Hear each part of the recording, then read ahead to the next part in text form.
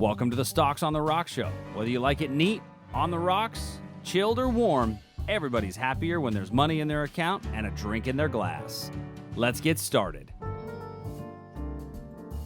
Hey everybody, on today's edition of Stocks on the Rocks, we're talking about everyone's favorite color, everyone's favorite metal. We're talking gold. Gold, as Gold member might say on Austin Powers. Welcome everybody, Stocks on the Rocks, where I get to talk about two of my favorite things. I get to talk about a fine spirit, and I get to talk about a stock. And today we're going to mix things up a little bit.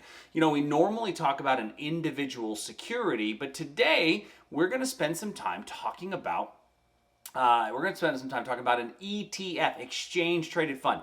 And you know, I thought when talking about gold, what's the spirit that makes sense, that mixes with gold? And immediately my brain went to Goldschlager.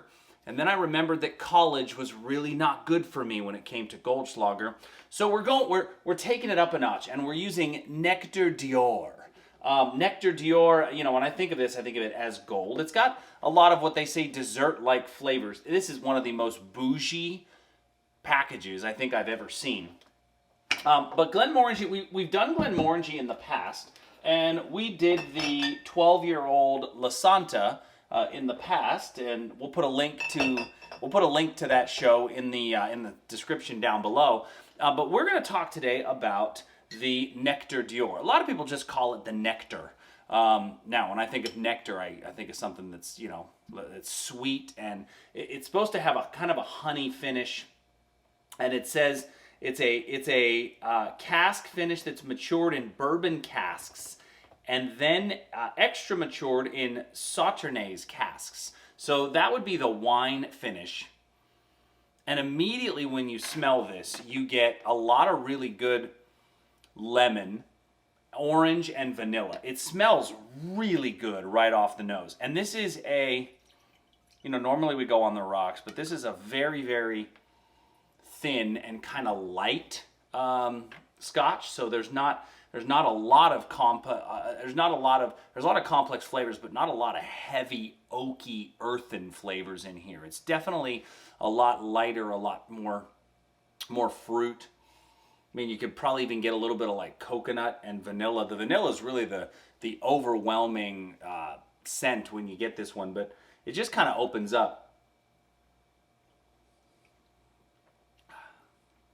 And when you drink it, you immediately get hit with like almonds and then the honey. Now you do still get a little bit of the smoke kick on the back end, which you would expect from a scotch, right? You still get a little bit of smoke on the back end, and then the longer you have it, it's got a sweet lemony finish. So I would say of all of the scotches that I've had, and we've done a couple of them on the show. We've done Lafroig, we've done Glenmorangie, now we've done Nectar.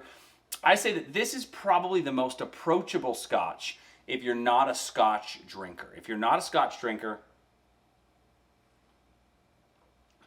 this to me is probably the most approachable scotch that we've done so far on the show.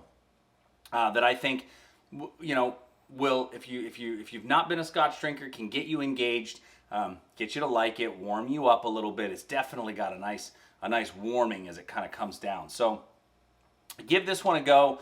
If you've not done so, I would highly recommend it. Nectar D'Or. It's got that beautiful gold color. So let's talk about gold. First of all, talking about gold, there's a lot of ways that someone can invest in gold. And, you know, typically in an economy, especially when there's a fear of recession, you hear people talking about, now's the time to buy gold. Go put your money in gold. Well, the problem is buying gold, physical gold, you got to later be able to sell it. And there's sometimes a pretty wide spread there. And so you could always, instead of buying the physical gold, I mean, do I buy bars? Do I buy bullion? Do I buy jewelry? What do I do? What's the best way to do it? Well, a lot of people forego all of that and they go and they use the futures markets. The futures markets allow me to access the price of gold using a derivative product which has a deliverable. Now, couple of downsides to that for the everyday investor. For the everyday investor, that might get a little bit more complicated, and they're not comfortable when things, everyday investors don't stay comfortable in things like futures. They immediately get the fear of leverage, and I'm okay with that. If you don't have the education, you shouldn't trade them. I think they're an excellent vehicle if you're more of a trader, but as an investor, it might make more sense to look at another vehicle. And the vehicle that I think is worth identifying is what's called an ETF. Now, ETF stands for Exchange Traded Fund. And an exchange traded fund is essentially a basket of stocks designed to mirror something else. Now, it might mirror an index, like you can get ETFs of equities. You can get ETFs of equities, things like the S&P 500 has an ETF, it's SPY. Or the Dow Jones has an ETF, it's DIA. Well, we're going to talk today about the ETF, which mirrors the price of gold, ticker symbol GLD. GLD essentially mirrors the price of gold. Now, what we look for in this is that it gives me what I call laser-focused diversification. Meaning, I can diversify my assets, but still be focused in how I diversify them. So maybe you want to be in large cap stocks. Well, the SPY gives me that opportunity, but I'm still diversified because I have 500 stocks, but they're all large cap. So it lets me be laser focused on my diversification, but specifically GLD allows me to not only be laser focused on the diversification, but also to spread out my exposure over multiple asset classes. Now, in this case, I'm spreading my exposure to include the price of gold, okay? Now, by the way, there are agricultural ETFs, there are energy-based ETFs, heck, there are ETFs about individual countries and currencies.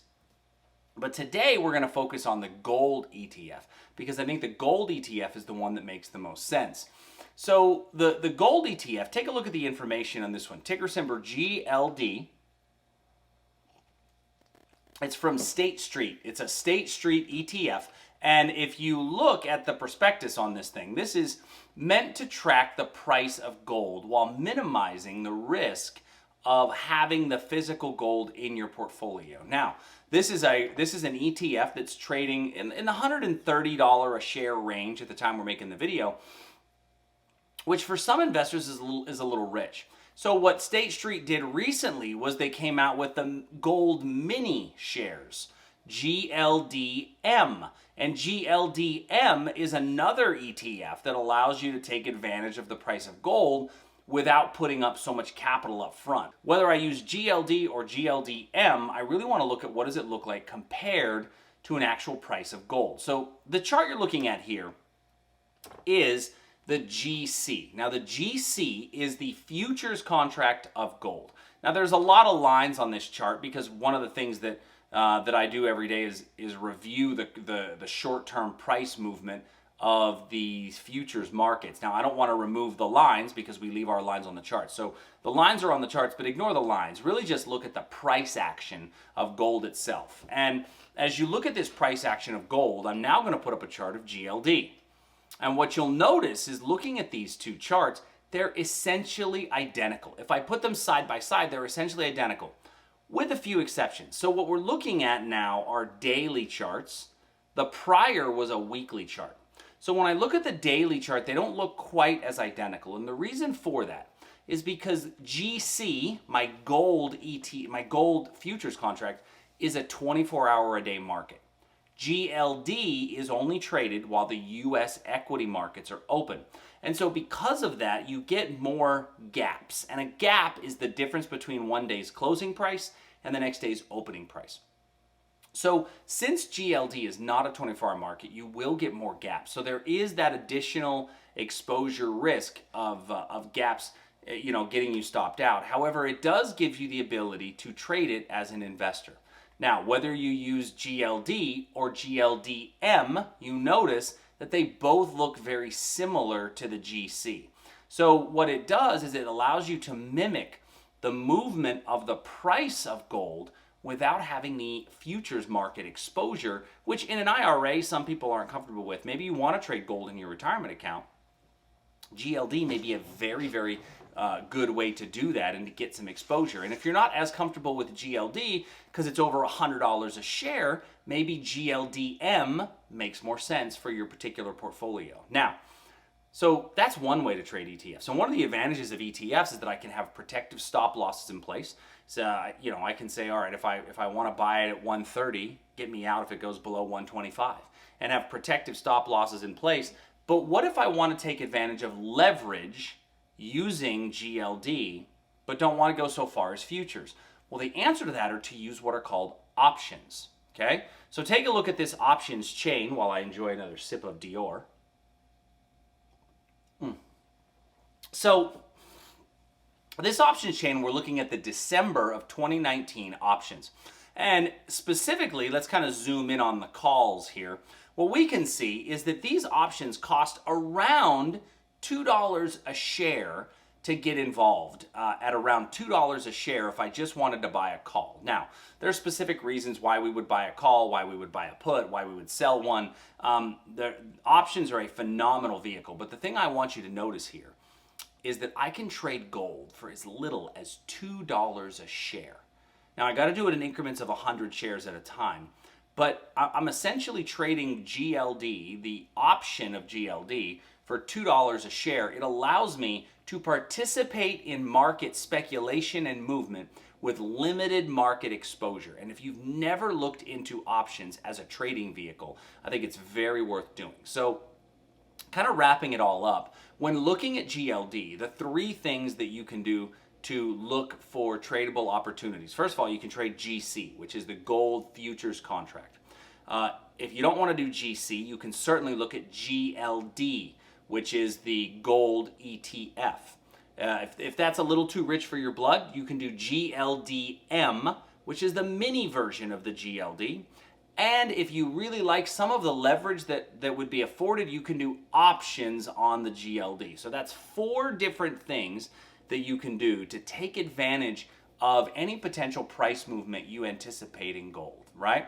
So looking at gold on a longer term perspective, if I kind of go back here to the weekly chart, we can see that clearly we are in an upward trend, right? GLD is in an upward trend. We have been rallying. However, we've just recently put in a lower swing high. Now, we have a lower swing high, which has recently been put in, and that lower swing high, if we continue to drop lower, has plenty of room to fall back into nearly that 120 range. So keep an eye on that going forward. If the U.S. equity markets continue to rally, we may see gold sell off just a little bit. Gold has moved up a lot on global recession fears, and if those tensions start to ease a little bit, we may see that sell-off happen just a little bit. So what I want to do is say thank you for watching. If you've got a stock that you want us to review, do me a favor. There's a little comment section down below. Put it in there. If you've got a spirit you'd like us to review, trust me, I would love to hear it. Matter of fact, you can even send me a bottle. You know what? I'll definitely review it at that point. So Glenmorangie D'Or, this is a Nectar D'Or. This is a wonderful scotch to get you in. If you are not a traditional scotch drinker, I think this is a very approachable, very comfortable scotch. And then enjoy the rest of your week, and I appreciate you all. Cheers.